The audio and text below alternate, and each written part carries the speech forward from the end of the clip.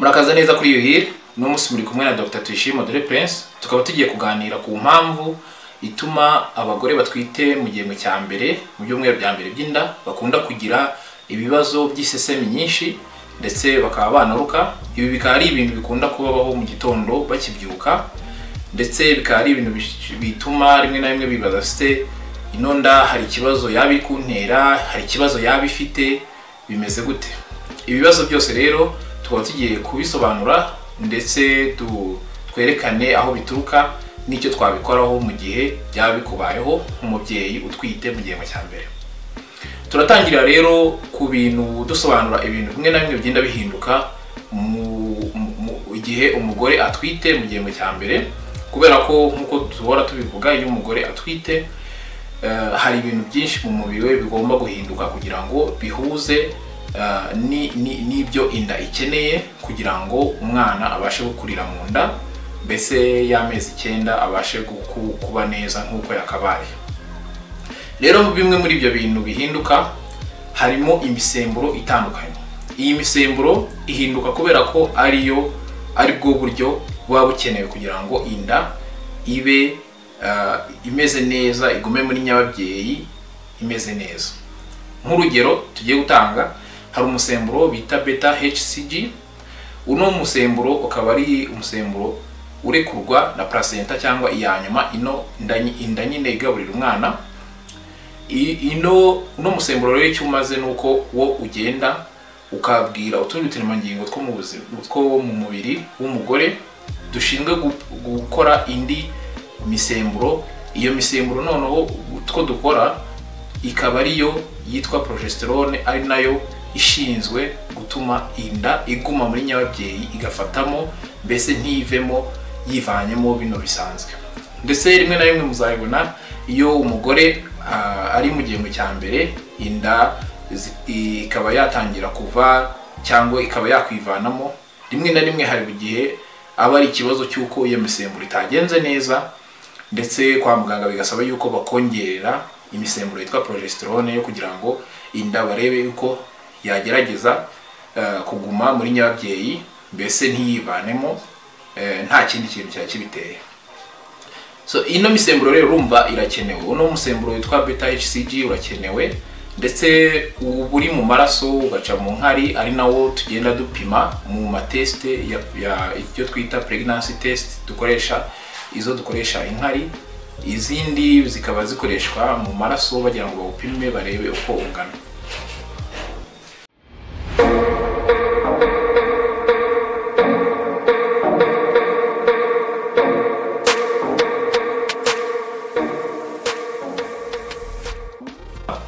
Ino misemburo ntago ari cyo cyonyine ikora, nubwo ikenewe hari n'ibindi igenda iteza mu mubiri biba bisa nkaho bidakenewe cyangwa biri uncomfortable ukuntu.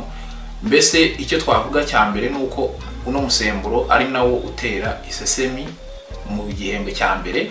Impamvu rero akaba ari uko ugenda wiyongera muri icyo gihe mu ibyo byumweru bya mbere 10 uhereye ku gihe uherukiyeho imihango ku munsi wa mbere. Rero uko inda igenda ikura muri ibyo byumweru 10 bya mbere, nuno musemburo ugenda wiyongera. Uno musemburo nakubwiye witwa beta HCG ugenda wiyongera mu maraso, ndetse ugenda wikuba kabiri mu minsi 2 cyangwa 3, gutyo ukagenda uzamuka kugeza ku byumweru 10. Noneho guhera ku byumweru 10 bogeze hejuru hashoboka uzigera ugera mu nda ya kuri ino nda. Noneho nyuma y'ibyumweru ukagenda ugabanuka, ariko nta gushira mu maraso 100% mpaka igihe umubyeyi arangije kubyara, nyuma ya minsi 42 tubara nyuma yo kubyara. Uno musemburo rero ukaba ari umwe mu bintu bya mbere bituma umugore agira isesemi cyane cyane mu gihembwe cya mbere, kuko urumva ubugendo unazamuka mu maraso y'umugore. Ariko nkuko nabikubwiye biba binakenewe ko uwo musemburo ukomeza kuzamuka gutyo, kuko inda zose ziri normal cyangwa zimeze neza ni ibintu bisanzwe bibaho.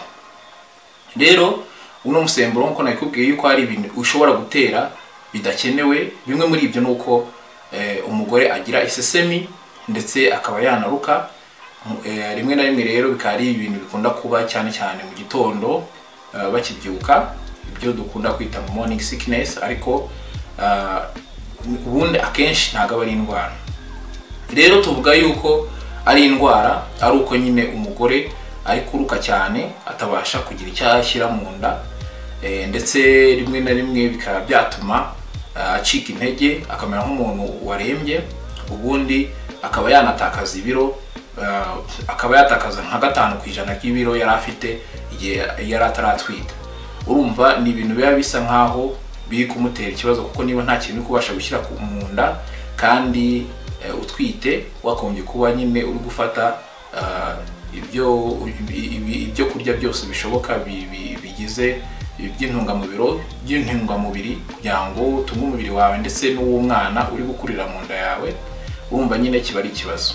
Rero ikindi kintu nyine gituma bishobora no kwiyongera cyangwa ibyo kuruka bikiyongera nuko umugore ashobora kugira ama stress yo mu buzima, stress nyine ziri psychologique nyine zo mu buzima busanzwe, mbese stress zo mu muryango n'ibindi bintu byinshi bishobora gutuma bimuhungabanya mu bwonko, mbese bigatuma wenda agira nk'ikintu twakwita nka depression, abari bafite depression cyangwa izindi ndwara zo mu mutwe zishobora gutuma ibyo bibazo byo kuruka no kugira isesemi mu gihembwe cya mbere cy'inda byiyongera.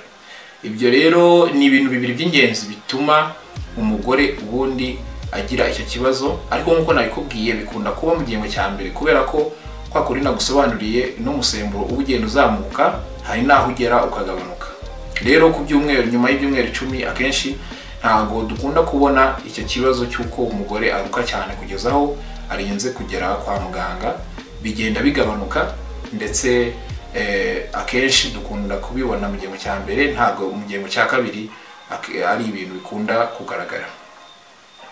Rero nk'uko nabikubwiye, nyuma yo kubisobanura nyine impamvu ibitera, nabemereye yuko tuza no gusobanura icyo twakora, icyo twabikoraho nyine igihe bikubayeho bimeze gute. Ubundi iyo byakabije nk'uko nabikubwiye nyine, igihe nta kintu kubasha gushyira mu nda ngo kigumemo, igihe ubona uri kunanuka, igihe ubona mbese bikabije kuruka, ubundi uba ugomba kujya kwa muganga. Birumvikana ugomba kugera kwa muganga, kubera ko kwa muganga nibo bafite ubushobozi bwo kuba bagutunga udakeneye gushyira ikintu kurya ikintu ugicishe mu nda, kubera ko no kuba uri kuruka cyane bishobora gutuma imyunyungugu imwe n'imwe mu mubiri ihindagurika, bikaba byagutera ibibazo byinshi bitandukanye bindi tutari bujyemo cyane. Ariko kuruka cyane nawe urabyumva yuko ari ikibazo kiba giteye, kiba kigomba gukorwaho, ndetse umuntu akabasha kujya ku miti ihagarika kuruka. Rero iyo miti ihagarika kuruka barayiguha, bakagerageza kuguha ibyo twakwita nk'ama IV fluids, cyangwa mbese bagacisha imyunyugugu, amazi ndetse n'isukari waba ukeneye mu mitsi, noneho nyuma bakaba baguha n'amavitamine kugira ngo isesemi ishire, ubundi bakaguha n'indi miti yose yaba ikenewe bitewe nuko hari izindi ndwara bagiye bagukorera ibizami, bagiye bareba niba nta zirimo cyangwa zaba zirimo. Urumva ni iyo bikabije, ikintu cya mbere no kugera kwa muganga. Iyo bidakabije rero, nibura hari ikintu ubasha kurya ukagumisha mu nda, rimwe na rimwe bikaba byakubaho byo kuruka mu gitondo cyangwa iki bikageraho bigashira.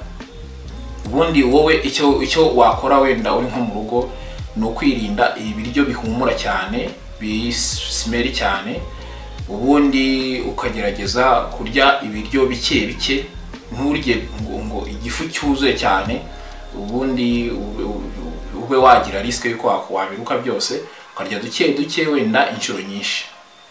Noneho ikindi wakora nuko wagira nyine izo stress zo mu buzima wagerageza kuzigabanya.